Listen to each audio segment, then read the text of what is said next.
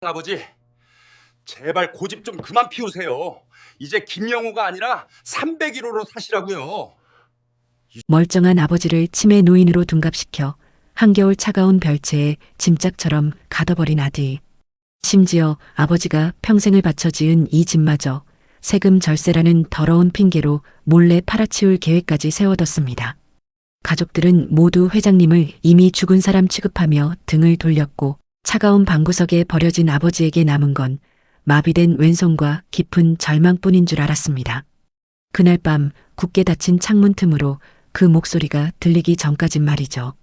고개 드세요. 여기 서류에 적힌 건 병명일 뿐이에요. 당신은 301호가 아니라 김영우잖아요. 가족조차 지워버린 이름을 유일하게 다시 불러준 낯선 여인. 도대체 그녀는 누구길래 모두가 포기한 회장님을 찾아와 손을 내민 걸까요? 식물인간 취급받던 회장님이 그녀의 손을 잡고 일어선 순간 아들의 완벽했던 계획은 산산조각나기 시작했습니다. 30년 전 잃어버린 혈육의 비밀과 아들의 간담을 서늘하게 만든 그 통쾌한 반격. 이야기 시작 전에 구독과 좋아요를 눌러주세요. 더 많은 분들이 이 사연을 함께 들을 수 있습니다. 그리고 새해 소망을 댓글로 남겨주세요. 소망 이루어지시길 같이 기도드릴게요. 그럼 오늘의 이야기 시작합니다. 차가운 바람이 창틀 사이로 새어 들어오는 밤이었어요. 67세 김 회장이 머물게 된 곳은 본체가 훤히 내려다 보이는 마당 구석의 별채였죠. 이사라고 할 것도 없었습니다. 아들 내외가 부른 인부들이 그의 짐을 이곳으로 옮겼고 휠체어에 앉은 그는 그저 짐짝처럼 옮겨졌을 뿐이니까요. 아버님, 본체는 아이들 때문에 시끄러우니 여기서 조용히 요양하세요. 며느리는 웃으며 말했지만 그 눈은 웃고 있지 않았습니다.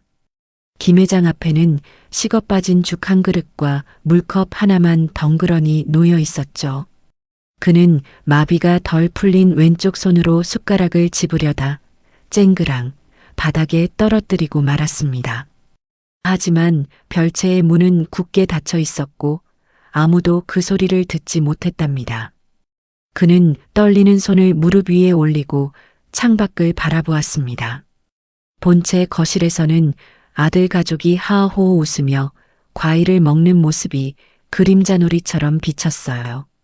잠시 후 거실의 불이 탁 하고 꺼졌습니다. 마당엔 어둠만 남았죠. 김 회장은 입술을 떼지 못한 채 속으로 중얼거렸습니다. 불만 꺼지는구나. 내 인생도 저렇게 스위치 하나로 꺼지는 게야. 며칠 뒤 밤새 폭설이 내린 아침이었습니다. 세상은 온통 하얗게 변해 있었지만 김 회장이 갇힌 별채 주변은 유독 춥고 쓸쓸해 보였죠. 보일러가 제대로 돌지 않는지 방바닥의 냉기가 휠체어 바퀴를 타고 올라오고 있었답니다. 김 회장은 답답한 마음에 바깥 공기라도 쐬고 싶어 떨리는 손으로 현관문을 밀었습니다. 하지만 그것이 화근이었어요. 문턱에 쌓인 눈에 휠체어 앞바퀴가 걸리면서 중심을 잃은 몸이 앞으로 쏠리고 말았습니다. 둔탁한 소리가 마당에 울렸습니다. 김 회장은 차가운 눈바닥으로 곤두박질 쳤죠. 마비된 왼쪽 다리는 제멋대로 꺾여 있었고 짚을 곳을 찾지 못한 오른손은 허공을 허우적거렸습니다. 입안으로 차가운 눈가루가 들이닥쳤고 그는 숨을 헐떡이며 고개를 들었습니다. 눈앞에 본체의 커다란 통유리창이 보였습니다. 거실 안쪽은 난로 불빛으로 훈훈해 보였고 손자 녀석이 뛰어다니는 실루엣이 어른거렸습니다. 김 회장은 있는 힘을 다해 손을 뻗어보려 했지만 거리는 너무 멀었습니다. 창문은 이중창으로 굳게 닫혀 있어 그의 신음소리는 그들에게 닿지 않았죠.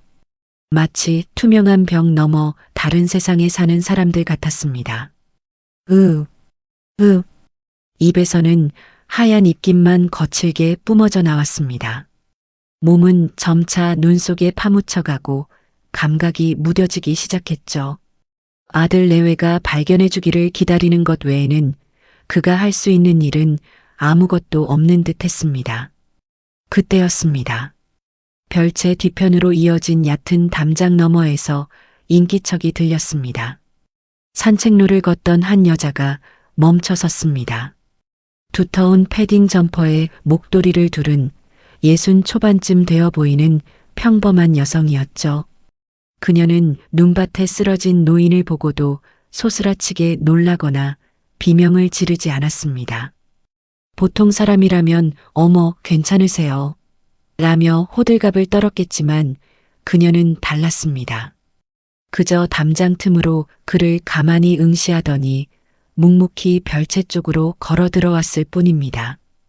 뽀드득 뽀드득 눈 밟는 소리가 규칙적으로 들려왔죠. 그녀는 김 회장 곁에 다가와 쭈그리고 앉았습니다. 그리고는 그를 무작정 잡아당기거나 동정 어린 눈빛을 보내는 대신 자신의 장갑 낀 손으로 눈 속에 파묻힌 김 회장의 차가운 손등을 덮어주었답니다. 그녀의 시선은 그의 꺾인 다리가 아니라 두려움에 떨고 있는 눈동자를 향해 있었죠. 여자가 건조하지만 또렷한 목소리로 물었습니다. 일어날 힘 있어요? 아니면 사람을 부를까요? 그 목소리는 아이를 달래는 말투가 아니었습니다. 환자를 대하는 말투도 아니었죠. 그저 넘어진 한 사람에게 의사를 묻는 지극히 평범하고 대등한 질문이었습니다. 김 회장은 멍하니 그녀를 올려다보았습니다. 지난 몇 달간 뇌졸중으로 쓰러진 이후 그에게 어떻게 하고 싶냐고 물어봐 준 사람은 단 한 명도 없었으니까요. 김 회장은 얼어붙은 입술을 떼는 대신 천천히 고개를 끄덕였습니다. 그 짧은 동의의 표시를 확인하자마자 여자는 움직였습니다. 그녀는 김 회장의 겨드랑이 밑으로 자신의 단단한 팔을 밀어 넣었습니다. 보통의 요양보호사들이 하듯 거칠게 잡아당겨 올리는 것이 아니라 김 회장이 스스로 발에 힘을 줄 때까지 기다렸다가 호흡을 맞춰 천천히 몸을 일으켜 세우더군요. 그 묵직한 부추김에서 김 회장은 묘한 안정감을 느꼈습니다. 두 사람은 눈 덮인 마당을 가로질러 별채로 들어왔습니다. 방 안은 바깥과 별반 다를 바 없이 서늘했습니다. 보일러 컨트롤러에는 에러 표시가 깜빡이고 있었지만 본체에서 누구 하나 들여다본 흔적은 없었죠. 여자는 김 회장을 휠체어 대신 방 한쪽의 낡은 소파에 앉혔습니다. 그리고는 젖은 외투를 벗기고 방구석에 놓인 전기 포트를 찾아 물을 올렸습니다. 물이 끓는 소리가 방 안의 정막을 채우기 시작했습니다. 김 회장은 떨리는 손으로 마른 세수를 하며 여자를 곁눈질로 관찰했습니다. 그녀는 낯선 남자의 방임에도 불구하고 주눅 들거나 경계하는 기색이 전혀 없었습니다. 오히려 익숙한 듯 컵을 찾고 티슈를 뽑아 바닥의 물기를 닦아냈죠. 그때였습니다. 여자의 시선이 탁자 위에 어지럽게 흩어진 서류 뭉치에 머물렀습니다. 그것은 며느리가 두고 간 김 회장의 대학병원 진단서와 장기요양 인정 신청서였습니다. 바람에 팔락거리는 서류 맨 윗장에는 의사의 소견이 적나라하게 적혀 있었습니다. 인지 능력 저하 및 의사소통 불가능. 전적인 타인의 도움이 필요함. 여자는 그 문구를 물끄러미 내려다보았습니다. 김 회장은 순간적으로 수치심에 고개를 돌려버렸습니다.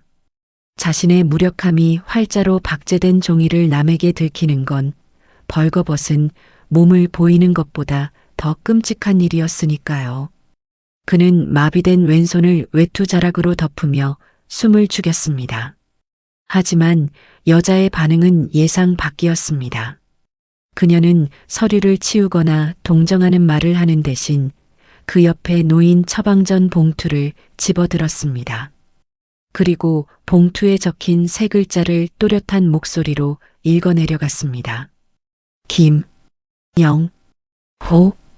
김 회장의 어깨가 움찔했습니다. 지난 6개월간 그를 김영호라고 부른 사람은 아무도 없었습니다. 병원에서는 환자분, 집에서는 아버님 혹은 자기들끼리 할아버지라고 불렀을 뿐이었죠. 여자는 처방전을 탁자 중앙에 진단서보다 더 잘 보이는 곳에 반듯하게 올려놓았습니다. 그리고 끓은 물을 컵에 따르며 나지막이 입을 열었습니다. 여기 적힌 건 병명이네요. 당신 이름이 아니라. 그녀가 건넨 컵에서는 하얀 김이 피어올랐습니다. 김 회장은 덜덜 떨리는 오른손으로 컵을 받아들었습니다. 뜨거운 온기가 손바닥을 타고 차가운 가슴 속으로 파고들었죠. 여자는 김 회장이 물을 한 모금 마시는 것을 끝까지 지켜보더니 자신의 목도리를 풀며 덧붙였습니다. 나도 예전에 내 이름 없이 불려다닌 적이 있었거든요. 서류 한 장으로 사람이 지워지는 기분, 그거 참 더럽죠. 그 순간 김 회장의 눈이 크게 뜨였습니다. 여자가 목도리를 풀 때 소매 끝이 살짝 말려 올라가며 손목 안쪽에 있는 희미한 화상 흉터가 드러났기 때문입니다. 동전 크기만한 그 흉터. 그것은 30년 전 김 회장이 사업 실패로 빚쟁이들에게 쫓길 때 어린 딸을 안고 도망치다 난로에 데었던 그 상처와 너무나 흡사했습니다. 물론 세상에 비슷한 상처는 많습니다. 하지만 김 회장을 사로잡은 건 흉터만이 아니었습니다.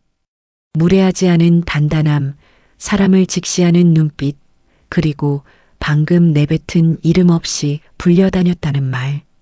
그 모든 것이 기억 속 어딘가에 묻어두었던 잃어버린 혈육의 기질과 겹쳐 보였습니다.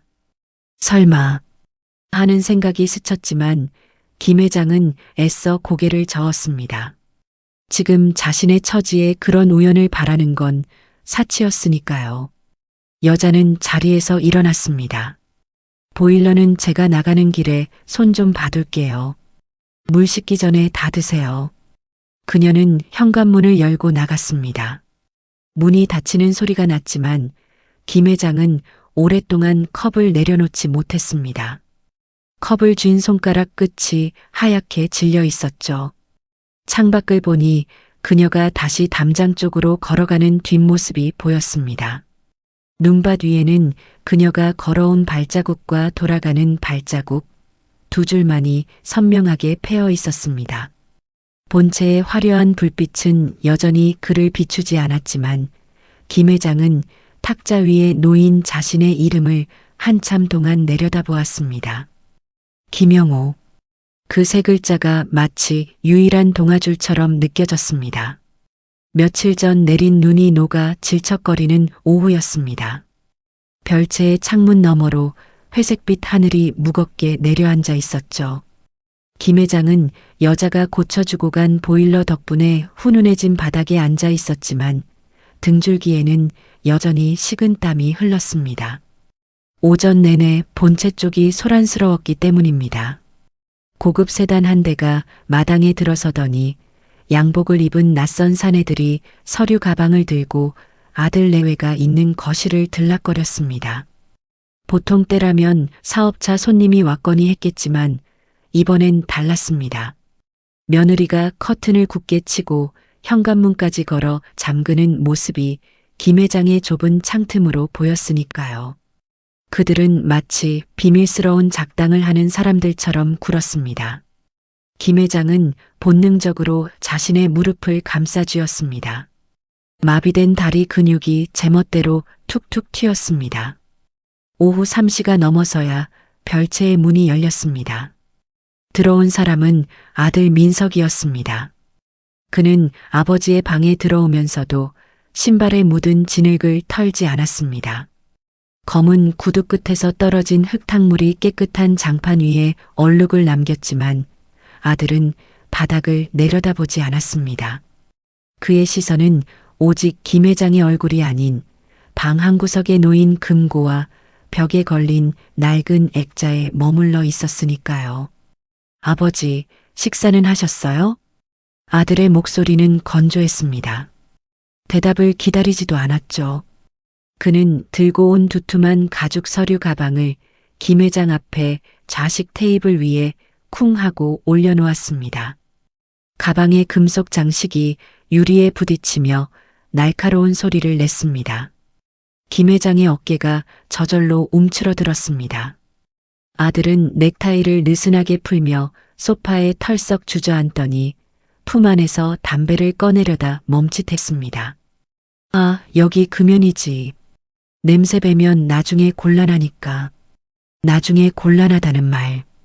김 회장은 그 말의 의미를 곱씹을 새도 없이 아들이 가방에서 꺼내는 서류 뭉치를 바라보아야 했습니다. 아버지, 별건 아니고요. 이번에 세법이 좀 바뀌어서요. 아버님 명의로 된 것들을 좀 정리해야 세금이 덜 나온다네요.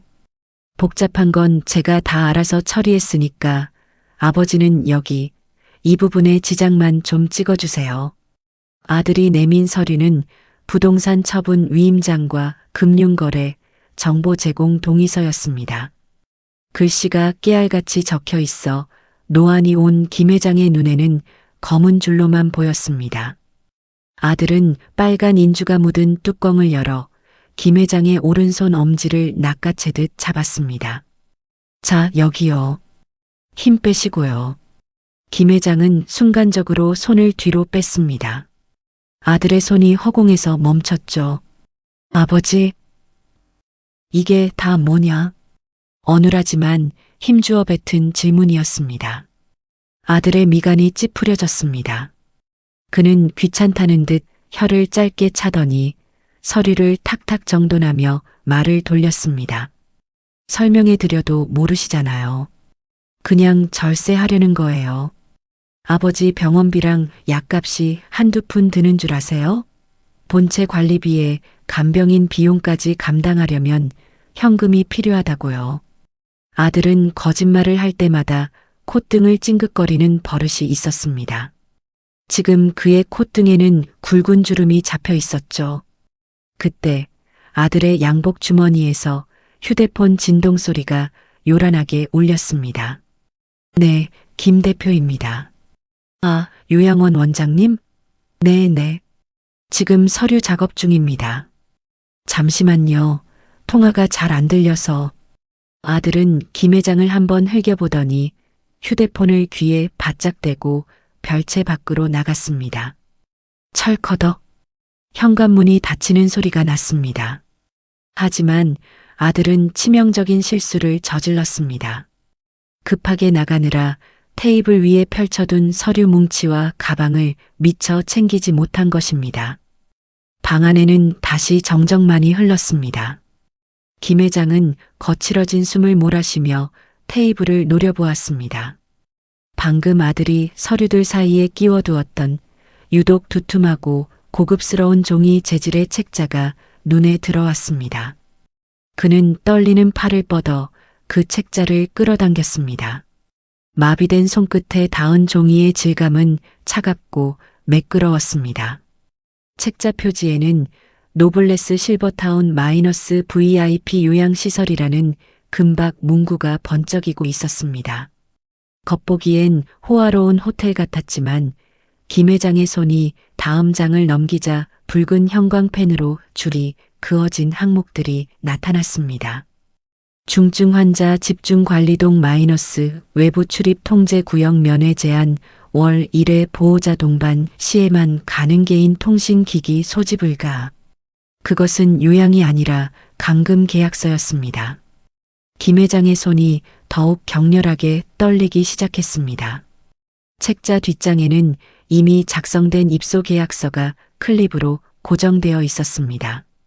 입소 예정자 김영호. 자신의 이름이 타인의 필체로 반듯하게 적혀 있었죠. 하지만 진짜 비극은 그 뒤에 숨겨져 있었습니다. 계약서 뒷면에 아무렇게나 붙어 있는 노란색 포스트잇 메모. 며느리의 둥글고 귀여운 글씨체가 거기에 선명하게 남아 있었습니다.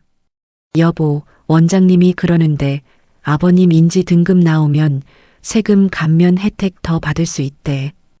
입소하시기 전에 주소지 먼저 옮겨야 별채 매각할 때 양도세 안 나와. 이번 주 내로 서류 끝내야 해. 마이너스 지은. 김 회장은 숨을 멈췄습니다. 폐에 공기가 들어가지 않아 가슴이 터질 듯 조여왔습니다. 그들은 단순히 아버지를 요양원에 보내려는 게 아니었습니다. 그들은 아버지를 치매 환자로 둔갑시켜 세금을 깎고 그가 지금 머물고 있는 이 별채마저 팔아치울 계산을 이미 끝낸 상태였습니다. 별채 매각. 이곳은 김 회장이 죽은 아내와 함께 처음으로 지은 집이었습니다. 본체는 아들에게 내어주었어도 이 별채만큼은 아내와의 추억을 위해 남겨두었던 마지막 안식처였습니다. 그런데 그곳마저 세금 몇 푼과 맞바꾸려 하고 있는 것입니다. 김 회장의 시선이 자신의 엄지손가락에 머물렀습니다. 붉은 인주가 묻은 손가락. 아들은 이 손가락으로 자신의 존엄을, 추억을, 그리고 남은 생의 자유를 팔아넘기려 했습니다. 그때였습니다. 밖에서 자박자박 발소리가 들려왔습니다. 통화를 마친 아들이 돌아오고 있었습니다. 김 회장은 황급히 포스트잇을 떼어 자신의 헐렁한 환자복 주머니 깊숙이 쑤셔 넣었습니다. 그리고 펼쳐진 책자를 덮어 원래 있던 자리로 밀어놓았죠. 심장이 늑골을 부술 듯 쿵쾅거렸지만 그는 고개를 숙이고 짐짓 조는 척 눈을 감았습니다. 아버지, 통화가 길어졌네요. 아들이 문을 열고 들어왔습니다. 찬바람이 훅 끼쳐 들어와 김 회장의 목덜미를 스쳤습니다. 아들은 테이블 위에 서류들이 흐트러지지 않았는지 눈으로 빠르게 훑었습니다. 다행히 의심하는 기색은 없었습니다. 자, 다시 하시죠. 여기 찍으시면 돼요. 빨리 하고 쉬셔야죠. 아들이 다시 김 회장의 엄지를 잡았습니다. 따뜻하고 축축한 아들의 손. 예전에는 든든하게 느껴졌던 그 손이 지금은 마치 뱀의 껍질처럼 징그럽고 차갑게 느껴졌습니다. 김 회장은 이를 악물었습니다. 턱 근육이 붉어졌지만 아들은 눈치채지 못했습니다. 그래. 김 회장은 체념한 듯 힘을 뺐습니다. 아들이 원하는 대로 서류 빈칸에 붉은 지장이 찍혔습니다. 꾹꾹꾹. 종이에 붉은 자국이 남을 때마다 김 회장의 마음속에서는 무언가가 툭 하고 끊어지는 소리가 났습니다. 그것은 아들에 대한 마지막 기대였고 가족이라는 껍데기에 대한 미련이었습니다. 서류 작성을 마친 아들은 만족스러운 얼굴로 종이들을 가방에 쓸어 담았습니다. 잘 생각하셨어요. 이제 아버지도 편해지실 거예요. 저희가 다 알아서 모실 테니까 아무 걱정 마세요. 아무 걱정 마세요. 그 말은 마치 이제 당신은 아무 생각도 하지 마세요라는 사형 선고처럼 들렸습니다. 아들은 가벼운 발걸음으로 별채를 나갔습니다. 멀어지는 구두 소리가 마당의 정적 속으로 사라질 때까지 김 회장은 붉게 물든 자신의 엄지손가락만 뚫어지게 바라보았습니다. 주머니 속에서 구겨진 포스트잇의 날카로운 모서리가 허벅지를 찔렀습니다. 그 미세한 통증이 김 회장에게 말하고 있었습니다. 이대로 당할 수는 없다고.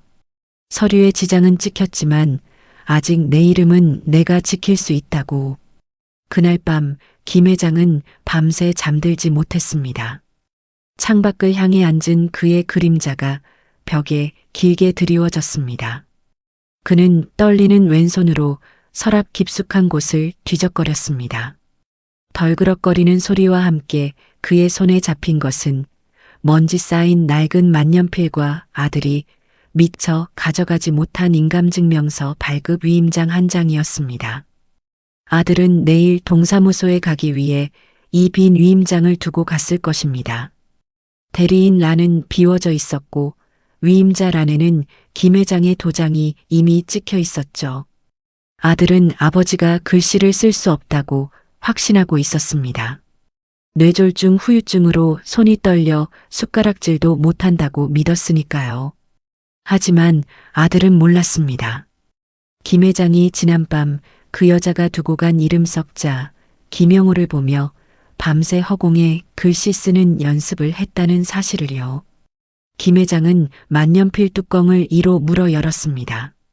잉크가 굳어 나오지 않을까 걱정했지만 종이에 펜촉을 대자 검푸른 잉크가 번져 나왔습니다. 그는 위임장 뒷면의 여백을 찾았습니다. 그리고 온몸의 신경을 오른손 검지에 집중했습니다. 손이 미친 듯이 떨렸습니다. 획 하나를 긋는 데만 몇 분이 걸렸습니다. 식은땀이 종이 위로 뚝뚝 떨어졌습니다. 하지만 그는 멈추지 않았습니다. 삐뚤빼뚤하고 지렁이 같은 글씨였지만 한 글자 한 글자 뼈를 깎는 고통 속에 문장을 새겨 넣었습니다. 그것은 단순한 낙서가 아니었습니다. 그것은 내일 아침 이 종이를 발견할 누군가에게 보내는 처절한 구조 신호이자 아들의 완벽한 계획에 균열을 낼 최초의 반격이었습니다.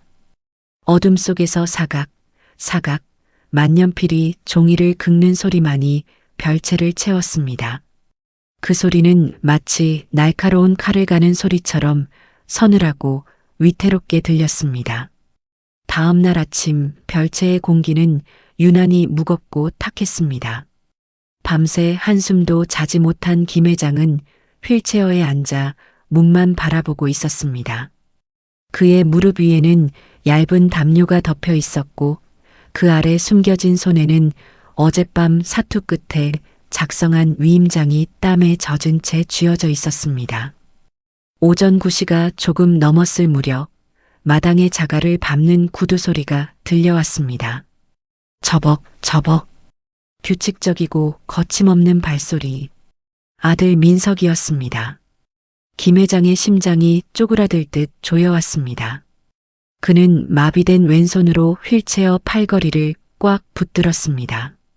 오늘 이 문이 열리면 자신의 운명이 결정될 것임을 직감했기 때문이죠. 아버지, 준비 다 하셨죠? 노크도 없이 문이 벌컥 열렸습니다. 아들은 어제와 다른 감색 정장을 말끔하게 차려입고 들어왔습니다. 향수 냄새가 훅 끼쳐와 방 안의 퀴퀴한 노인 냄새를 덮어버렸습니다. 아들은 김 회장의 안색을 살피는 대신 방구석에 놓인 서류 가방을 먼저 챙겼습니다. 그리고는 테이블 위에 흩어진 서류들을 빠르게 훑어보기 시작했죠. 어디 보자. 인감증명서는 내가 가서 떼면 되고. 이게 뭐지? 아들의 시선이 테이블 구석에 멈췄습니다. 어젯밤 김 회장이 만년필을 쓰다가 흘린 잉크 자국이 테이블 보에 검푸르게 번져 있었기 때문입니다. 아들의 미간이 확 찌푸려졌습니다. 그는 마치 더러운 벌레를 본 것처럼 인상을 쓰며 테이블 볼을 손가락으로 문질러 보더군요. 이게 뭐야? 아버지, 뭐 쏟으셨어요? 잉크? 아들의 눈초리가 매섭게 김 회장을 향했습니다. 그 시선은 아버지를 보는 눈이 아니라 사고 친 아이를 추궁하는 어른의 눈빛이었습니다. 김 회장은 담요 밑에 숨긴 종이를 더욱 꽉 쥐었습니다. 손바닥에 종이 모서리가 파고들어 아팠지만 티를 낼 수는 없었습니다. 아니. 그냥이라니요. 이거 수입 가구인데 얼룩지면 안 지워진다고요. 아니, 도대체 몸도 성치 않으신 분이 밤새 무슨 짓을 하신 거예요? 아들은 짜증 섞인 목소리로 투덜거리며 주변을 뒤적거리기 시작했습니다. 그러다 바닥에 떨어져 있던 만년필 뚜껑을 발견했습니다. 이거 내 만년필이잖아요. 이걸 왜 아버지가 가지고 계세요? 아들은 성큼성큼 다가와 김 회장의 담요를 확 들추어냈습니다. 예고 없는 행동에 김 회장은 비명조차 지르지 못하고 몸을 움찔했습니다. 담요가 바닥으로 떨어지면서 김 회장이 필사적으로 감추고 있던 만년필과 구겨진 위임장이 그대로 드러나고 말았습니다. 이건 또 뭐야? 아들은 김 회장의 손에서 종이를 낚아채듯 빼앗았습니다.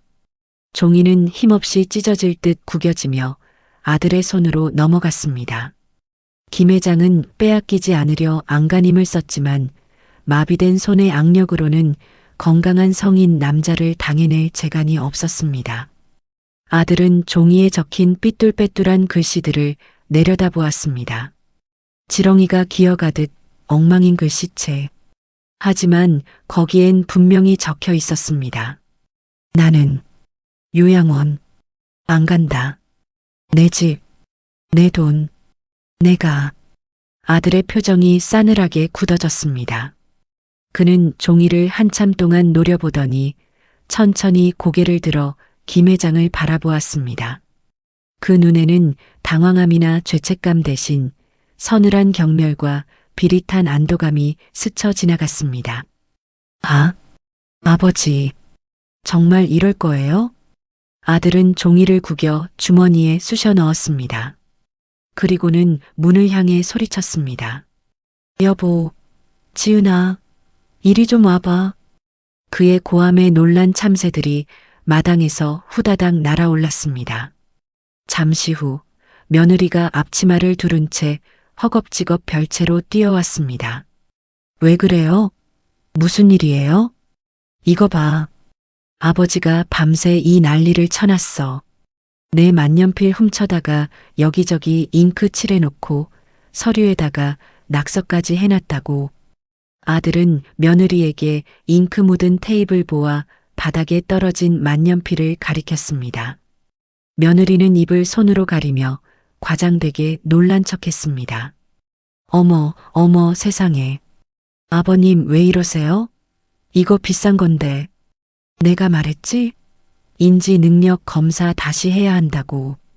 이게 정상적인 사고를 하는 사람이 할 짓이야?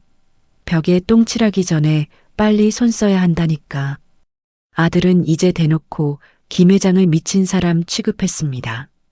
김 회장의 입술이 파르르 떨렸습니다. 낙서가 아니라고, 내 의사를 적은 것이라고 소리치고 싶었지만 혀가 굳어 말이 되어 나오지 않았습니다. 아, 아니야. 네. 뭐가 아니에요. 증거가 이렇게 있는데. 아들이 버럭 소리를 질렀습니다. 그 고성에 김 회장의 어깨가 크게 들썩였습니다. 아들은 한 발 더 다가와 김 회장의 휠체어를 험하게 잡았습니다. 이 만년필, 펜촉 다 망가졌잖아요. 아버지가 이거 쓰실 줄이나 아세요? 어디서 어린애 같은 심술을 부리세요. 다 늙어서. 아들은 김 회장의 손에 아직 쥐어져 있던 만년필 몸통을 억지로 빼앗으려 했습니다. 하지만 김 회장은 이번만큼은 놓지 않았습니다. 이것마저 빼앗기면 정말로 끝이라는 생각에 그는 온 힘을 다해 펜을 꽉 쥐었습니다. 손가락 관절이 하얗게 질릴 정도였죠. 네, 내 거다. 이놈아. 김 회장의 입에서 터져나온 쉰 목소리. 그것은 지난 6개월간 들어본 적 없는 사자우 같은 일갈이었습니다. 아들은 순간 흠칫하며 뒤로 물러섰습니다. 하지만 그 당혹감은 곧바로 불같은 분노로 바뀌었습니다. 이 노인네가 진짜. 아들은 힘으로 김 회장의 손목을 꺾었습니다. 우두득 뼈가 비틀리는 소리가 났습니다. 김 회장은 고통에 신음하며 펜을 놓치고 말았습니다. 펜은 바닥으로 튕겨나가며 대구르르 굴러 며느리의 발밑에 멈췄습니다. 그 과정에서 김 회장의 팔이 허공을 휘저었고 테이블 위에 있던 물컵을 치고 말았습니다. 쨍그랑. 유리컵이 바닥에 떨어져 산산조각이 났습니다. 날카로운 파편이 사방으로 튀었고 물이 쏟아져 바닥을 흥건하게 적셨습니다. 방 안에는 찬물을 끼얹은 듯 정적이 흘렀습니다. 며느리는 비명을 지르며 뒤로 물러섰고 아들은 젖은 바지단을 내려다보며 씩씩거렸습니다. 보셨죠? 지금 보셨죠? 아들이 며느리를 향해 소리쳤습니다. 폭력성까지 보이고 있어. 이제 물건까지 집어 던지시네. 우리 준수 손자가 여기 왔다가 맞기라도 하면 어쩔 뻔했어. 그것은 완벽한 날조였습니다. 자신이 손목을 꺾어 벌어진 일임에도 아들은 모든 것을 김 회장의 탓으로 돌렸습니다. 며느리 역시 겁에 질린 표정으로 동조했습니다. 그러게 내가 뭘 했어요. 집에서 모시는 건 한계가 있다고 했잖아요. 이러다 밤에 불이라도 지르시면 어떡해요? 부부는 김 회장을 사이에 두고 핑퐁처럼 비난을 주고받았습니다. 김 회장은 깨진 유리 조각들 사이에 덩그러니 앉아 그들을 올려다보았습니다. 유리 파편에 비친 자신의 얼굴이 일그러져 보였습니다. 괴물. 그들은 지금 자신을 아버지가 아니라 처리해야 할 괴물로 만들고 있었습니다. 안 되겠다. 내일 당장 보내. 아들이 결단을 내린 듯 싸늘하게 말했습니다. 요양원에 전화해. 긴급 입소 신청한다고. 오늘 중으로 짐 다 싸놔. 더 이상은 나도 못 참아. 오늘이요? 자리는 있대요? 돈 더 준다는데 없겠어? 특실로 잡으면 바로 될 거야. 그리고 이 방 열쇠 잠가. 나오시다가 또 사고 치실라. 아들은 바닥에 떨어진 만년필을 주워 주머니에 넣더니 혐오스러운 눈빛으로 김 회장을 마지막으로 훑어보았습니다. 아버지, 얌전히 계세요. 내일 아침에 앰뷸런스 올 겁니다. 그게 아버지한테나 저희한테나 최선이에요. 쾅! 현관문이 거칠게 닫혔습니다. 곧이어 밖에서 철컥하고 자물쇠가 잠기는 소리가 들렸습니다. 김 회장은 닫힌 문을 멍하니 바라보았습니다. 모든 것이 끝났습니다. 밤새 쓴 위임장은 아들의 주머니 속에서 구겨졌고 유일한 무기였던 만년필은 빼앗겼습니다. 이제 그에게 남은 것은 바닥에 흩어진 유리 조각과 밖에서 들려오는 며느리의 통화 소리뿐이었습니다. 네, 원장님. 네, 내일 오전이요. 네, 아버님이 상태가 좀 심해지셔서요. 네, 폭력적인 성향도 좀. 네, 잘 부탁드려요. 며느리의 상냥한 목소리가 비수가 되어 벽을 뚫고 들어왔습니다. 김 회장은 고개를 떨구었습니다. 그의 시선이 바닥에 떨어진 유리 조각 하나에 머물렀습니다. 날카로운 단면에 손가락이 베인 듯 쓰라린 통증이 느껴졌습니다. 그때 문틈 아래로 하얀 종이 한 장이 쑥 들어왔습니다. 아들이나 며느리가 넣은 것이 아니었습니다. 그들은 이미 본체로 돌아갔으니까요. 김 회장은 흐릿한 눈을 비비며 바닥을 기어 그 종이를 집어들었습니다. 그것은 며칠 전 며느리가 잃어버렸다고 찾던 가족관계 증명서였습니다. 하지만 증명서 뒷면에는 낯익은 글씨체로 짤막한 메모가 적혀 있었습니다. 포기하지 마세요. 아직 당신의 이름은 당신 것입니다. 그 여자였습니다. 언제 왔는지 어떻게 보고 있었는지 알 수 없지만 그녀는 이 모든 상황을 지켜보고 있었던 것입니다. 김 회장의 눈에서 기어이 참았던 눈물 한 방울이 툭 하고 종이 위로 떨어졌습니다. 눈물에 젖은 글씨가 번져갔지만 그 문장만큼은 그 어느 때보다 선명하게 가슴에 박혔습니다. 아직 내 이름은 내 것이다. 김 회장은 깨진 유리 조각 하나를 조심스럽게 집어들었습니다. 손끝에서 붉은 피가 방울져 맺혔습니다. 그것은 아픔이 아니라 자신이 아직 살아있음을, 아직 고통을 느낄 수 있는 인간임을 증명하는 감각이었습니다. 내일 아침 앰뷸런스가 오기 전까지 아직 시간은 남아 있었습니다. 운명의 아침이 밝았습니다. 밤새 내린 서리가 별채의 창문을 하얗게 뒤덮고 있었죠. 오전 10시가 되자 마당 저편에서 요란한 사이렌 소리가 들려왔습니다. 삐요, 삐요, 삐요. 그 소리는 마치 김 회장의 남은 시간을 카운트다운하는 경보음처럼 들렸습니다. 곧이어 대문이 열리고 사랑 요양병원 마크가 찍힌 앰뷸런스 한 대가 마당으로 들어왔습니다. 자갈 밟는 소리가 유난히 거칠게 들렸습니다. 건장한 남자 간호사 2명이 들것을 들고 내렸고 그 뒤로 아들 민석이 초조한 표정으로 시계를 보며 따라 들어왔습니다. 빨리 좀 부탁드립니다. 아버님이 짐은 다 싸두셨으니까 몸만 모시면 돼요. 아들의 목소리는 다급했습니다. 혹시라도 김 회장이 소란을 피워 동네 사람들의 이목을 끌까봐 걱정하는 기색이 역력했죠. 남자 간호사들이 별채 문을 열고 들어왔습니다. 그들의 몸에서는 소독약 냄새와 찬바람 냄새가 섞여났습니다. 김 회장은 휠체어에 앉아 문을 바라보고 있었습니다. 그의 무릎 위에는 어제 며느리가 던져주고 간 짐 가방 하나가 초라하게 올려져 있었죠. 어르신, 이동하실게요. 간호사 하나가 김 회장의 휠체어 손잡이를 잡았습니다. 사무적이고 건조한 말투였습니다. 김 회장은 저항하지 않았습니다. 아니, 저항할 힘이 남아있지 않은 것처럼 보였습니다. 휠체어가 문지방을 넘을 때 덜컹하고 흔들렸습니다.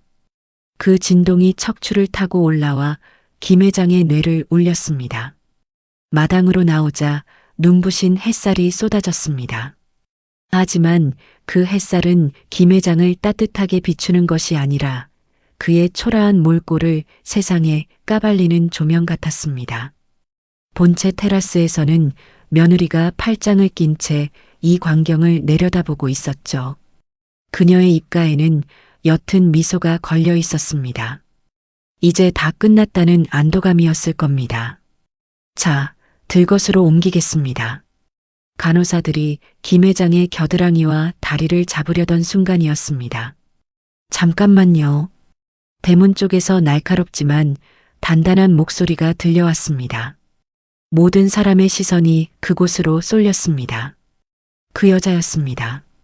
며칠 전 눈밭에서 김 회장을 일으켜 세워주었던, 그리고 문틈으로 희망의 쪽지를 밀어 넣었던 그녀가 대문 앞을 막아서고 있었습니다.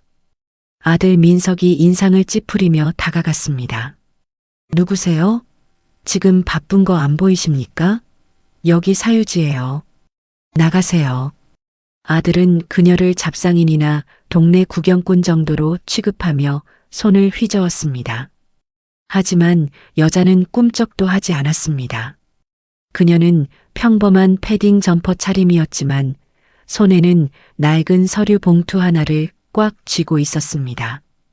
그녀의 시선은 아들이 아니라 휠체어에 앉아있는 김 회장을 향해 꽂혀 있었습니다. 보호자 동의 없이 환자를 이송하는 건 불법입니다. 여자의 또렷한 말에 아들이 코웃음을 쳤습니다. 보호자요? 내가 보호자입니다. 내가 이분 아들이라고요. 당신이 뭔데 참견이야? 아들이라고요? 글쎄요. 서류상으로는 그럴지 몰라도 법적으로는 아닐 텐데요. 여자는 성큼성큼 마당 안으로 걸어 들어왔습니다. 그녀의 기세에 눌려 간호사들이 주춤거리며 뒤로 물러났습니다. 아들은 기가 막히다는 듯 헛웃음을 터뜨렸습니다. 이 여자가 진짜... 당신 미쳤어? 경찰 부르기 전에 꺼져. 아들이 여자의 어깨를 거칠게 밀쳤습니다. 하지만 여자는 밀려나는 대신 들고 있던 서류 봉투에서 종이 한 장을 꺼내 아들의 눈앞에 들이밀었습니다. 경찰은 내가 불렀습니다. 그리고 이건 당신이 요양원에 제출한 진단서가 허위라는 증거고요. 아들의 눈동자가 흔들렸습니다. 여자가 내민 종이는 대학병원의 정밀 인지 능력 검사 결과지였습니다. 발행 날짜는 바로 어제. 검사 대상자는 김영호. 결과는 정상. 의사 결정 능력 충분함이라고 적혀 있었습니다. 이게 무슨... 어제 아버님이 주무시는 동안 제가 모시고 가서 검사 받았습니다. 당신이 뒷돈 주고 조작한 치매 진단서랑은 내용이 많이 다르더군요. 아들의 얼굴이 흙빛으로 변했습니다. 며느리가 테라스에서 뛰어내려왔습니다. 여보, 무슨 일이야? 이 여자 누구야? 누구냐고요? 여자는 김 회장 곁으로 다가갔습니다. 그리고 김 회장의 차가운 손을 자신의 두 손으로 감싸쥐었습니다. 그 순간 김 회장의 몸이 벼락을 맞은 듯 떨려왔습니다.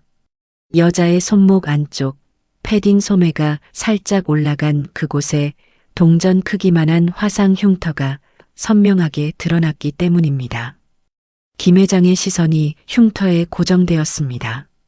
30년 전 빚쟁이들이 들이닥쳐 집에 불을 질렀던 그날 밤, 불타는 석가래가 무너져 내릴 때 어린 딸을 감싸 안다가 딸의 손목에 남겨졌던 그 상처. 김 회장은 평생 그 상처를 가슴에 묻고 살아왔습니다. 잃어버린 줄 알았던, 죽은 줄만 알았던 내 새끼. 설마, 너. 김 회장의 입술이 덜덜 떨렸습니다.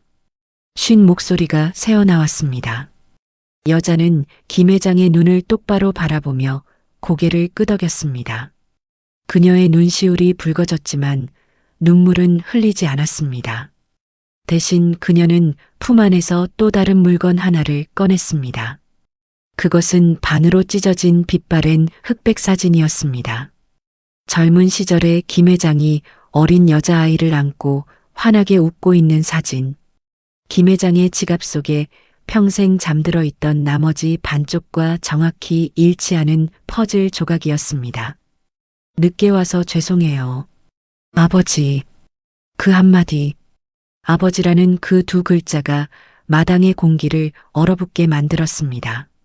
아들과 며느리는 입을 딱 벌린 채 아무 말도 하지 못했습니다. 뭐?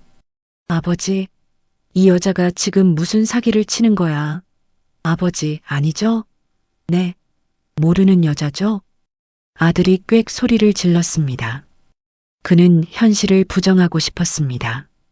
이 낯선 여자가 갑자기 나타나 자신의 모든 계획을 망치고 수십억 원의 유산을 가로채려 한다고 생각했으니까요. 아들은 간호사들에게 소리쳤습니다. 뭐해요? 빨리 실어. 이 여자 끌어내고. 간호사들이 쭈뼛거리며 다시 다가왔습니다. 아들은 여자의 팔을 낚아채 끌어내려 했습니다. 이거 나. 어디서 굴러먹던 게 와서 행패야. 아들의 손이 올라갔습니다. 여자에게 손찌검하려는 순간이었습니다. 손대지 마라. 천둥 같은 호통 소리가 마당을 뒤흔들었습니다. 그것은 휠체어에 앉아있던 김 회장의 목소리였습니다.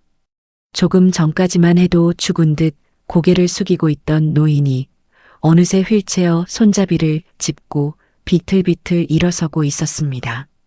마비된 다리가 후들거렸지만 그는 온 힘을 다해 버티고 서 있었습니다. 아버지. 아들의 손이 허공에서 멈췄습니다. 김 회장의 눈에서는 더 이상 초점 없는 흐릿함이 보이지 않았습니다. 그 눈빛은 30년 전 맨주먹으로 기업을 일구어냈던 회장 김영호의 눈빛으로 돌아와 있었습니다. 김 회장은 떨리는 손을 들어 여자의 손목을 잡았습니다. 그 흉터를 어루만지는 그의 손길은 거칠었지만 그 어떤 말보다 뜨거운 확신을 담고 있었죠. 그는 아들과 며느리 그리고 앰뷸런스 직원들을 차례로 노려보았습니다. 내 딸이다. 내 피고 내 살이야. 김 회장의 선언은 단호했습니다. 침묵을 깨고 터져나온 그의 목소리는 쩌렁쩌렁하게 울려 퍼졌습니다. 그리고 이 집, 내 돈, 내 남은 인생. 단 하나도 너희들 맘대로 못한다. 내 허락 없이는 숟가락 하나도 이 집 밖으로 못 나간다. 아들은 뒷걸음질 쳤습니다. 항상 자신의 눈치를 보며 주눅들어 있던 아버지가 아니었습니다. 자신이 치매 노인이라는 프레임을 씌워 가뒀던 그 존재가 스스로 그 프레임을 깨부수고 나온 것입니다. 그때 멀리서 또 다른 차 소리가 들려왔습니다. 경찰차였습니다. 여자가 말했던 대로 경찰이 도착한 것입니다. 제복 입은 경찰관들이 차에서 내리자 아들의 얼굴은 완전히 사색이 되었습니다. 김영호 씨의 법적 대리인 자격으로 신고했습니다. 노인 학대 및 사문서 위조 혐의로요. 여자가 차분하게 말했습니다.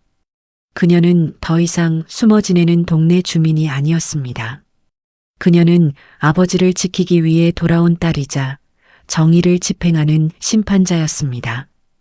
김 회장은 휠체어에 다시 털썩 주저앉았습니다. 다리에 힘이 풀려서가 아니었습니다. 이제야 비로소 안심했기 때문입니다. 그는 자신의 손을 꽉 잡고 있는 여자의 손을 내려다보았습니다. 거친 손, 화상 흉터가 있는 손. 그 손이 세상 그 어떤 명약보다 더 깊게 그의 상처받은 마음을 치유하고 있었습니다. 아들과 며느리는 경찰관들에게 둘러싸여 횡설수설하고 있었습니다. 아니, 그게 아니라요. 오해입니다. 저희는 그냥 요양 좀 시켜드리려고. 변명은 구차했고 상황은 명백했습니다. 앰뷸런스 직원들은 눈치를 보며 슬금슬금 장비를 챙겨 차로 돌아갔습니다. 마당에는 다시 차가운 바람이 불었지만 김 회장은 더 이상 춥지 않았습니다. 그는 떨리는 손을 들어 여자의 뺨을 조심스럽게 감싸쥐었습니다. 미안하다. 너무 오래 걸려서. 여자의 눈에서 참았던 눈물이 툭 하고 떨어져 김 회장의 손등을 적셨습니다. 그것은 슬픔의 눈물이 아니라 잃어버린 이름을, 잃어버린 아버지를 되찾은 환희의 눈물이었습니다. 김 회장은 고개를 돌려 닫혀 있던 본체의 창문을 바라보았습니다. 이제 저곳의 불은 꺼지지 않을 것입니다. 그리고 그 불을 켜고 끄는 선택권은 다시 김 회장의 손으로 돌아왔습니다. 들어가자. 내 집으로. 김 회장의 나지막한 한마디에 여자는 고개를 끄덕이며 휠체어를 밀었습니다. 별채가 아닌 당당하게 본체 현관을 향해서 말이죠. 휠체어 바퀴가 자갈을 밟는 소리가 경쾌하게 울렸습니다. 그 뒤로 경찰에게 연행되다시피 조사를 받는 아들의 고성이 들려왔지만 두 사람은 뒤돌아보지 않았습니다. 하늘에서는 다시 눈이 내리기 시작했습니다. 하지만 이번 눈은 차갑지 않았습니다. 그것은 더러워진 마당을 덮고 지난날의 상처를 덮어주는 축복처럼 포근하게 내려앉았습니다. 휠체어 바퀴 자국 옆으로 나란히 찍히는 여자의 발자국. 이제 김 회장은 혼자가 아니었습니다. 본체 현관문이 묵직한 소리를 내며 열렸습니다. 6개월 만이었습니다. 김 회장이 자신의 두 발로, 아니, 자신의 의지로 이 집의 문턱을 넘은 것은 말이죠. 거실 안은 훈훈했습니다. 밖에서 김 회장이 추위에 떨 동안 아들 부부는 이곳에서 난방을 한껏 올리고 지냈던 모양입니다. 바닥에는 손자 녀석이 가지고 놀던 값비싼 장난감들이 어지럽게 널려 있었고 식탁 위에는 먹다 남은 과일 접시가 그대로 놓여 있었습니다. 그 풍경은 김 회장에게 분노보다는 기가 막힌 허탈감을 안겨주었답니다. 자, 여기 앉으세요. 경찰관이 아들 민석과 며느리를 소파에 앉혔습니다. 조금 전까지만 해도 기세등등하던 그들은 이제 도살장에 끌려온 소처럼 고개를 푹 숙이고 있었습니다. 그들의 양옆에는 건장한 경찰관 2명이 팔짱을 낀 채 버티고 서 있었죠. 김 회장은 휠체어에서 내려오지 않았습니다. 대신 그는 거실 중앙 예전 자신이 즐겨 앉던 가죽 안락의자 맞은편에 자리를 잡았습니다. 그 위치는 마치 판사가 피고인을 내려다보는 법정의 구조와 흡사했습니다. 딸은 김 회장의 뒤에 서서 묵묵히 그의 어깨에 손을 올리고 있었죠. 그 손의 온기가 김 회장의 등줄기를 타고 내려와 꽁꽁 얼어붙었던 심장을 다시 뛰게 만들었습니다. 신고 내용 확인하겠습니다. 경찰관이 수첩을 꺼내 들었습니다. 존속 유기, 정서적 학대, 그리고 사문서 위조 및 동행사. 맞습니까? 아들 민석이 억울하다는 듯 고개를 번쩍 들었습니다. 아니, 형사님, 학대라니요. 저희는 아버님 편하게 모시려고 별채 수리해서 모신 겁니다. 밥도 꼬박꼬박 챙겨드렸고요. 그리고 서류 위조라니요. 아버지가 치매기가 있으셔서 제가 대신 관리해드린 것뿐입니다. 가족끼리 이게 무슨 범죄가 됩니까? 아들은 끝까지 뻔뻔했습니다. 그는 김 회장을 향해 눈을 부라리며 소리쳤습니다. 아버지, 말씀 좀 해보세요. 제가 아버지를 때리기라도 했습니까? 밥을 굶겼습니까? 왜 생사람을 잡으세요? 그의 목소리에는 여전히 아버지를 통제할 수 있다는 오만이 깔려 있었습니다. 김 회장은 아무 말 없이 품 안에서 무언가를 꺼냈습니다. 그것은 아까 아들이 바닥에 내동댕이 쳤던 뚜껑이 날아간 망가진 만년필이었습니다. 김 회장은 그 만년필을 테이블 위에 천천히 올려놓았습니다. 탁!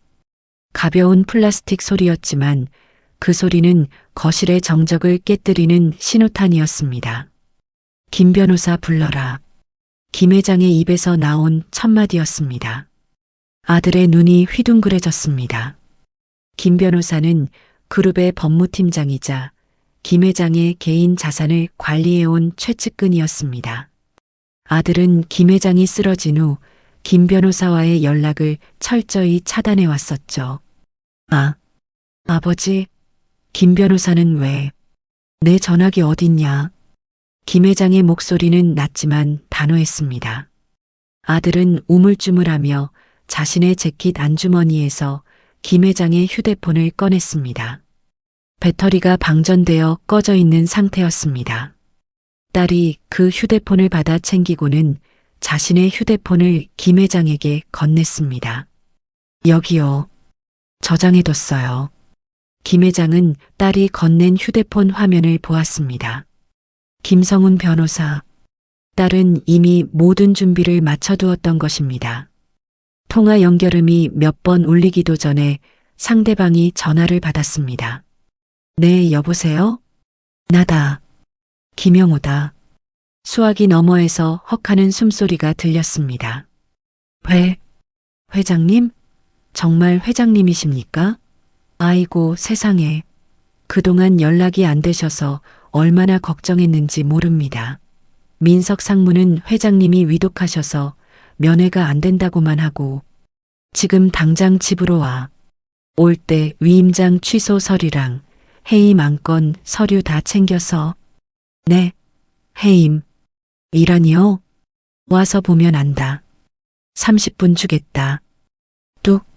전화가 끊어졌습니다. 김 회장은 휴대폰을 테이블 위에 던지듯 내려놓았습니다. 아들의 얼굴이 백지장처럼 하얗게 질려갔습니다. 해임이라는 단어가 그의 뇌리를 강타한 것입니다. 아버지, 너무하잖아요.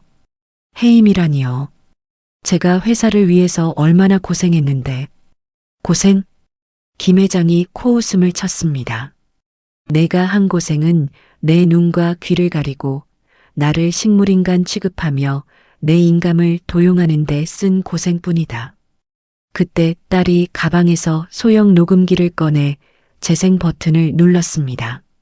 지지직거리는 소음과 함께 며칠 전 아들과 며느리가 거실에서 나누었던 대화가 적나라하게 흘러나왔습니다. 여보, 요양원 보내고 나서 별채 바로 내놔. 부동산에 말해뒀어. 아들 목소리. 아버님 수명 얼마나 남았을까? 길어야 1년이겠지? 상속세 준비하려면 현금 더 확보해야 해. 며느리 목소리. 걱정 마. 병원장이랑 다 얘기 끝났어. 들어가시면 못 나오셔. 아들 목소리. 녹음된 목소리가 거실에 울려 퍼지자 며느리는 비명을 지르며 귀를 막았고 아들은 넋이 나간 표정으로 입을 벌렸습니다. 경찰관들의 표정도 싸늘하게 굳어졌습니다. 이것은 단순한 가족 갈등이 아니라 치밀하게 계획된 범죄의 현장이었으니까요. 이걸 언제? 아들이 딸을 노려보았습니다. 이 여자가 도청을 했네. 형사님, 이거 불법 도청 아닙니까? 이거 증거 능력 없어요. 아들은 물에 빠진 사람처럼 허우적거렸습니다. 하지만 경찰관은 고개를 저었습니다. 아드님, 이건 도청이 아닙니다. 이 따님 분이 어제 창문 열린 틈으로 직접 들으시면서 녹취하신 겁니다. 현행범 신고를 위한 체증으로 인정됩니다. 잠시 후 현관 초인종이 급하게 울렸습니다. 김 변호사가 땀을 뻘뻘 흘리며 뛰어들어왔습니다. 그는 휠체어에 앉아있는 김 회장을 보자마자 바닥에 무릎을 꿇고 큰 절을 올렸습니다. 회장님, 살아계셨군요. 정말 다행입니다. 일어나게. 서류는 가져왔나? 김 변호사는 떨리는 손으로 가방에서 서류 뭉치를 꺼냈습니다. 대표이사 직무정지 가처분 신청서, 재산관리 대리인 지정 철회서, 그리고 증여 무효 소송 소장이었습니다. 김 회장은 테이블 위에 놓인 만년필을 다시 집어들었습니다. 펜촉은 망가졌지만 잉크는 아직 남아 있었습니다. 그는 서류마다 꾹꾹 힘주어 서명했습니다. 손은 여전히 조금 떨렸지만 글씨는 그 어느 때보다 힘이 넘쳤습니다. 사각, 사각. 펜이 종이를 긁는 소리가 사형 선고처럼 거실을 채웠습니다. 아들은 그 소리를 들으며 소파 아래로 스르르 미끄러져 내렸습니다. 아버지, 잘못했어요. 한 번만 용서해 주세요. 제가 잠시 미쳤었나 봐요. 다신 안 그럴게요. 네, 제발이요. 아들은 김 회장의 휠체어 바퀴를 붙잡고 오열했습니다.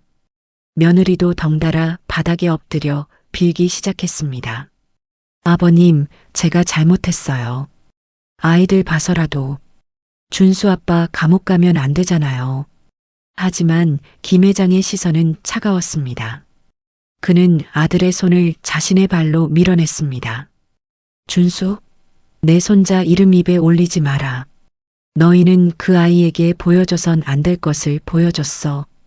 부모를 짐짝처럼 버리는 꼴을 보여주고서 나중에 그 아이에게 효도를 바랄 셈이었냐? 김 회장은 서명을 마친 서류를 김 변호사에게 건넸습니다. 당장 진행해. 그리고 오늘부로 이 집에서 저 녀석들 짐 다 빼라. 카드도 정지시키고 차도 회수해. 네, 회장님. 알겠습니다. 김 변호사가 단호하게 대답했습니다. 그리고 형사님. 김 회장이 경찰관을 바라보았습니다. 법대로 처리해 주십시오. 합의는 없습니다. 내 자식이라서가 아니라 힘없는 노인을 유기하고 감금하려 했던 범죄자로 다뤄주십시오. 알겠습니다, 어르신. 현행범으로 체포하겠습니다. 경찰관이 수갑을 꺼냈습니다. 철컥. 차가운 금속음이 아들의 손목에 감겼습니다. 아들은 믿을 수 없다는 듯 자신의 손목과 아버지를 번갈아 보았습니다. 아버지, 진짜 이러실 거예요? 저 감옥 가면 회사 이미지 어떡해요? 주가 떨어지는 거 안 무서우세요? 끝까지 돈 걱정, 회사 걱정이었습니다. 김 회장은 혀를 찼습니다. 주가? 걱정 마라. 썩은 살을 도려내야 새 살이 돋는 법이다. 너 같은 놈이 경영하는 회사가 망하는 거지. 내가 다시 잡으면 문제없다. 경찰관들이 아들과 며느리를 일으켜 세웠습니다. 그들은 질질 끌려나가며 고래고래 소리를 질렀습니다. 이거 나, 내가 누군지 알아? 아버지, 두고 봐요. 나중에 후회하실 거예요. 악다구니가 현관 밖으로 멀어져 갔습니다. 쾅 하고 현관문이 닫히자 집안에는 다시 고요가 찾아왔습니다. 하지만 아까의 무거운 정적과는 달랐습니다. 그것은 폭풍우가 지나간 뒤에 맑고 깨끗한 고요함이었습니다. 김 회장은 깊은 숨을 내쉬었습니다. 가슴속에 맺혀있던 응어리가 쑥 내려가는 느낌이었습니다. 김 변호사가 조심스럽게 물었습니다. 회장님, 괜찮으십니까? 병원부터 가보시는 게. 아니, 됐다. 김 회장은 고개를 저었습니다. 그리고는 뒤에 서 있는 딸을 돌아보았습니다. 병원보다 더 급한 게 있어. 네, 뭐 필요한 거라도. 김 회장의 입가에 희미한 미소가 번졌습니다. 따뜻한 밥 한 끼 먹자. 내 딸이랑 겸상해서. 딸의 눈시울이 다시 붉어졌습니다. 그녀는 고개를 끄덕이며 소매를 걷어붙였습니다. 네, 아버지. 금방 지어드릴게요. 된장찌개 좋아하시죠? 옛날처럼. 딸이 부엌으로 향했습니다. 도마질 소리, 물 트는 소리, 달그락거리는 그릇 소리가 들려왔습니다. 그 소리는 그 어떤 클래식 음악보다 아름답게 들렸습니다. 김 회장은 안락 의자에 깊숙이 몸을 파묻었습니다. 창밖을 보니 경찰차가 아들 부부를 태우고 멀어지고 있었습니다. 그 뒤로 회색빛 하늘이 거치고 구름 사이로 햇살이 한 줄기 비스듬히 내려와 마당의 눈을 녹이고 있었습니다. 김 회장은 테이블 위에 놓인 낡은 만년필을 집어들었습니다.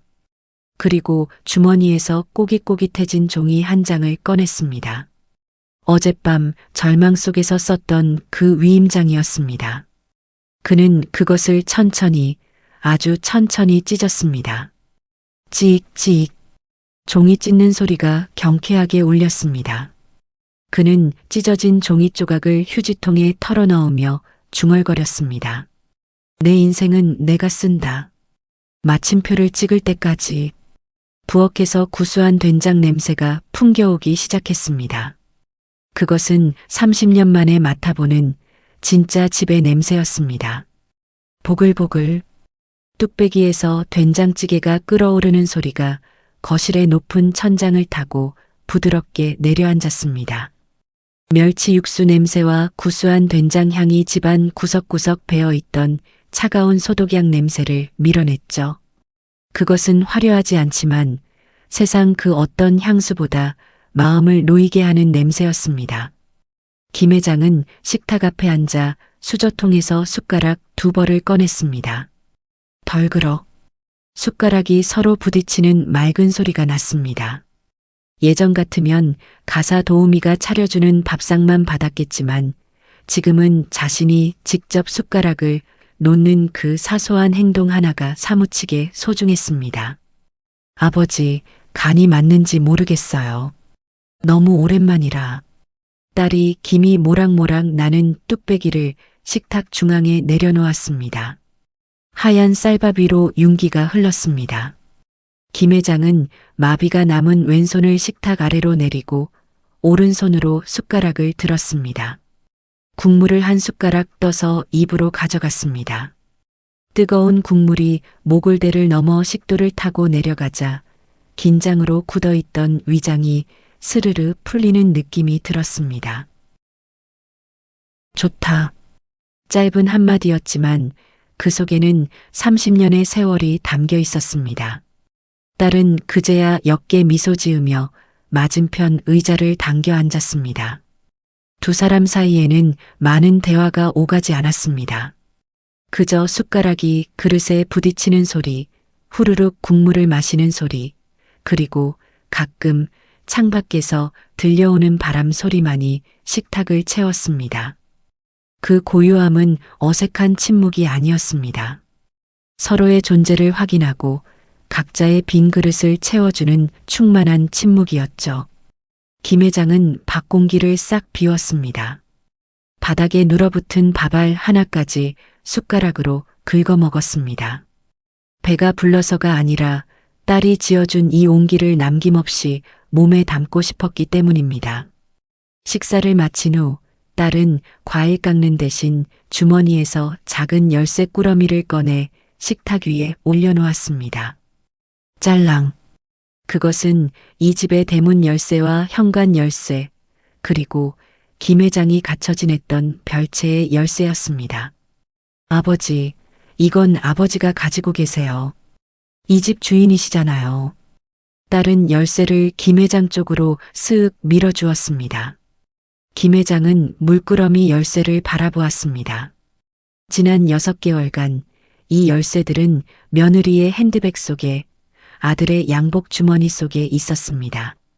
김 회장에게는 허락되지 않았던 권리였죠. 그는 떨리는 손을 뻗어 열쇠를 쥐었습니다. 차가운 금속의 감촉이 손바닥에 전해졌습니다. 꽉 쥐어보았습니다. 손 안에 묵직하게 들어오는 그 느낌이 그에게 말해주는 듯 했습니다. 이제 문을 열고 닫는 것도, 누군가를 들이고 내보내는 것도 오로지 당신의 뜻에 달렸다고 말이죠. 고맙다. 정말 고맙다. 김 회장의 목소리가 조금 메어 나왔습니다. 그는 열쇠를 주머니 깊숙이 넣었습니다. 그리고 지갑을 열어 낡은 흑백 사진 반쪽을 꺼냈습니다. 딸도 자신의 지갑에서 나머지 반쪽을 꺼내 그 옆에 놓았습니다. 찢어진 종이의 결이 톱니바퀴처럼 맞물렸습니다. 젊은 아빠와 어린 딸이 비로소 하나의 그림으로 완성되었습니다. 김 회장은 검지손가락으로 그 이음새를 천천히 쓰다듬었습니다. 거칠어진 손끝에서 뭉클한 전율이 느껴졌습니다. 창밖에는 어느새 눈이 그치고 저녁 노을이 붉게 깔리고 있었습니다. 마당에 쌓인 눈이 노을빛을 받아 황금빛으로 반짝였죠. 김 회장은 휠체어 바퀴를 돌려 창가로 다가갔습니다. 이제 그는 별채의 작은 창문이 아닌 거실의 넓은 통유리창을 통해 세상을 봅니다. 별채 쪽을 바라보았습니다. 어둡고 차가웠던 그곳. 하지만 이제 그곳엔 아무도 없습니다. 김 회장은 창문에 비친 자신의 얼굴을 보았습니다. 늙고 병들었지만 눈빛만은 살아있는 남자가 거기 서 있었습니다. 그는 혼잣말처럼 하지만 세상에 선포하듯 나지막이 중얼거렸습니다. 오늘도 나는 선택한다. 아직 선택할 수 있으므로. 딸이 다가와 김 회장의 어깨에 담요를 덮어주었습니다. 두 사람은 나란히 서서 붉게 저물어가는 해를, 그리고 내일 다시 떠오를 해를 오랫동안 바라보았습니다. 집안의 불은 환하게 켜져 있었고 그 불빛은 밤이 깊도록 꺼지지 않았답니다. 오늘 사연이 마음에 와닿으셨다면 주변 분들에게 공유해 주세요. 구독과 좋아요로 응원해 주시고 요즘 간절히 바라는 소원이 있다면 댓글로 남겨주세요. 그 소원이 이루어지시길 함께 바랄게요.